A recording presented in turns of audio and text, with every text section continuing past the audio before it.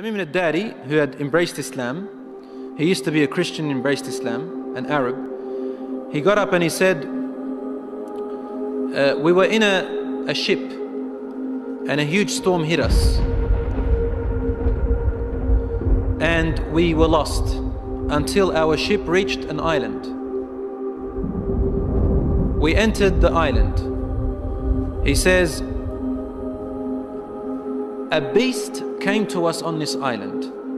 It had so much hair on it that we could not tell the front from its back.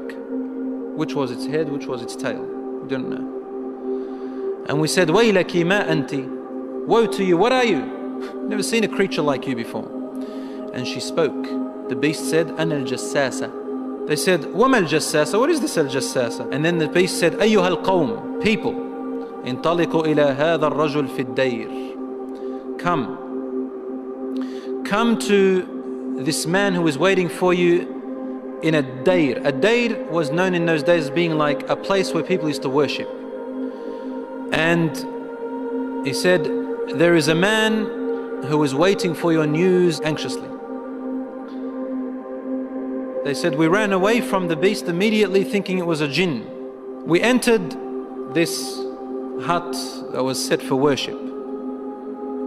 And suddenly we saw in front of us a person, a man who was the biggest in build that we have yet to have seen. His arms were wrapped to his neck with chains like this. And his head and arms were also chained together to his knees, to his legs, like this. So he can just look up. And he's chained up really well, couldn't move. We said, what are you? And he said, you are able to hurt me because I'm chained up. So it's my right to ask, who are you first? They said, very well.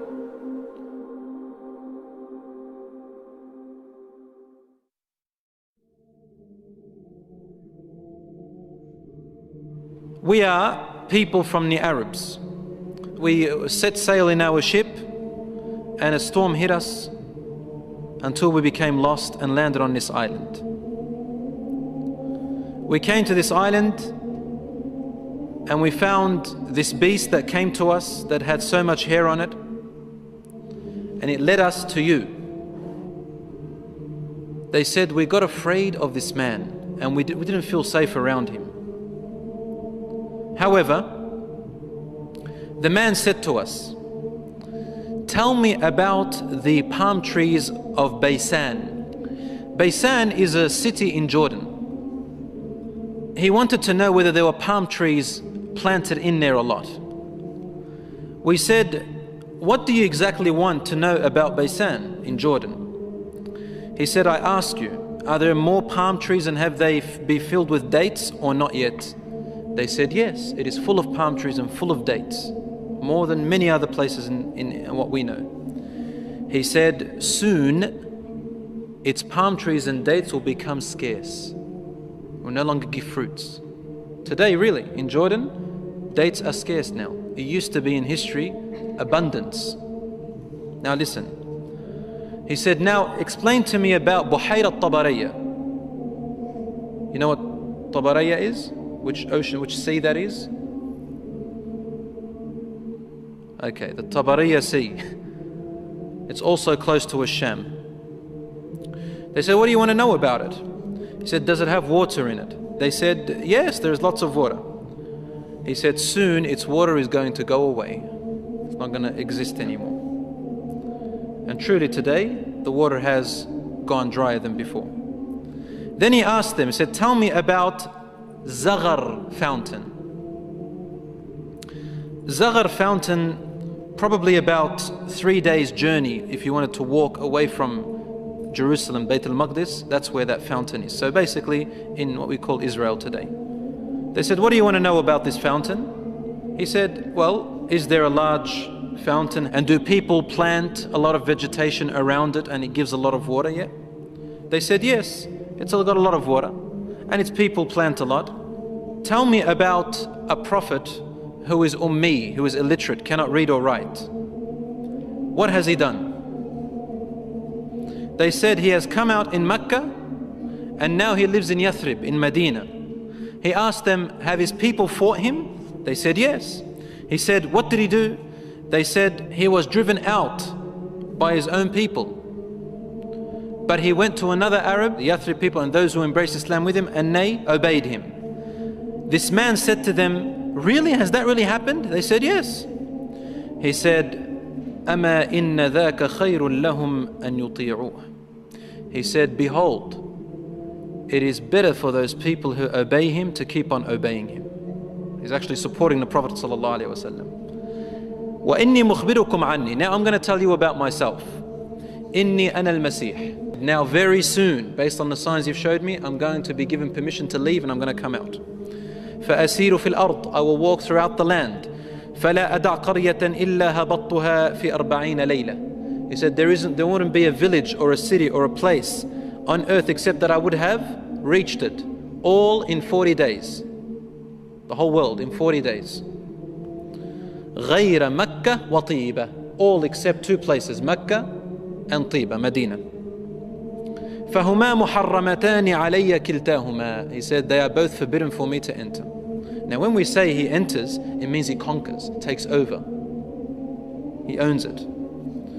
كُلَّمَا أَرَدْتُ أَنْ أَدْخُلَ وَاحِدٍ. He goes, every time I wanted to come into one of them, an angel will stand guard holding a sword, and he will prevent me from entering Mecca and Medina.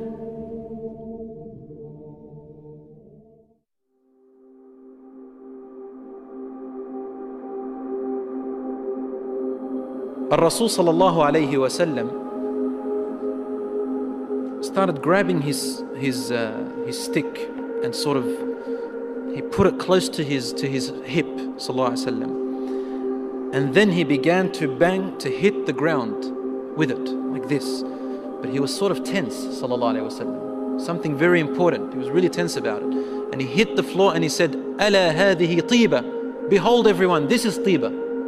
Meaning he's pointing, this is Medina. He's in Medina, he's saying, this is Tiba, which you are in right now. He said, didn't I tell you that this man will come out and not be able to enter this land? They said, yes, Ya Rasulullah, because he had told them a lot about it before. He said, the hadith of Tamim al-Dari, wallahi, amazed me as he told me about him. Because it's the same as what I used to tell you about Mecca and Medina. Behold, Dajjal is somewhere in near the oceans, in one of on an island somewhere towards the east of Medina. Somewhere there, he said, in one of those oceans. Min qibal al-mashriq ma hu, towards the east somewhere. So even the Prophet ﷺ doesn't know exactly where he is, but in that direction. So it's close to the Middle East at the moment.